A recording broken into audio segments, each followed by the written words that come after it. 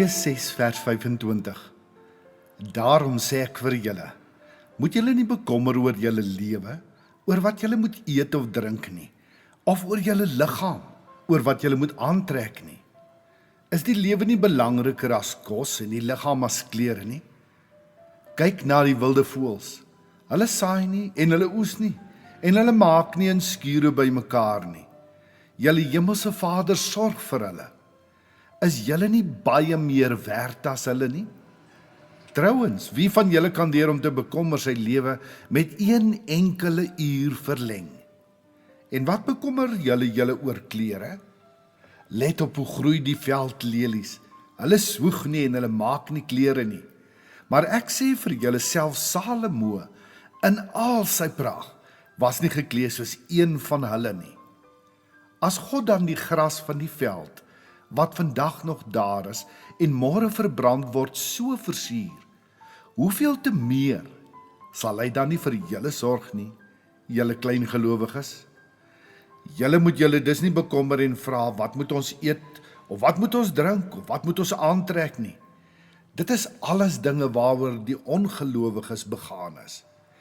Julle hemelse Vader weet tog dat julle dit alles nodig het. Nee, beywer julle allereers vir die koninkryk van God en vir die wil van God, dan sal hy julle ook al hierdie dinge gee. Jesus praat hier oor jou en my gunsteling tydverdryf, en dit is bekommernis. Daardie frons op die voorkop, daardie diep ernstige kyk, daardie afgemete praat, alles baie saaklik, want die lewe is 'n ernstige besigheid. Jesus se oplossing vir bekommernis is 'n baie interessante manier van doen. Hy sê, kyk, gaan neem sintuiglik waar. Gaan kyk in my skepping, hoe het ek gemaak? Een van die wonderlike dinge wat ek en jy moet verstaan is dat God vir jou en vir my gemaak het met sintuie, sodat ons hom kan waarneem en ervaar in alles rondom ons wat hy self gemaak het. Hy het ons geseën met sintuie sodat ons hom kan sien in alles en almal rondom ons. Die geloof met elkeen van ons is, ons het horende doof geraak, siende blind. Beteken, ons leef met oogklappe op die oë, op die ore en ook ons ander sintuie. In die kop is ons so doenig met dit wat aan die gebeur is rondom ons, die politiek, die ekonomie, wat gaan volgende gebeur, waar gaan ons kos vandaan kry, wat gaan ons eet, wat gaan ons drink, wat gaan ons aantrek. Ja, iemand het eendag gesê, fear beteken false evidence appearing real. Dis nou daardie bobbejaan agter die berg gaan haal ding. Daardie ding van ons sien die moeilikheid nog voordat dit eintlik daar is. Onthou jy nog kleintydse wegkruipertjie speel? Die ander kruip weg en jy is aan en jy moet hulle soek.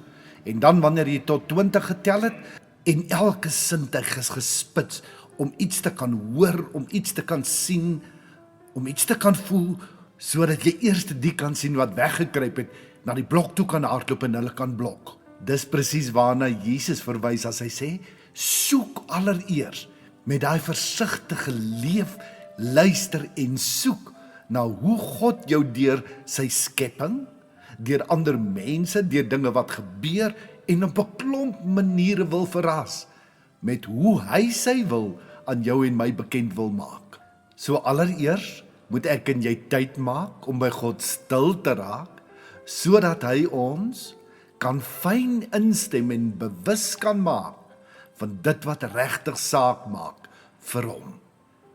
Leef vandag met daardie heilige ywer.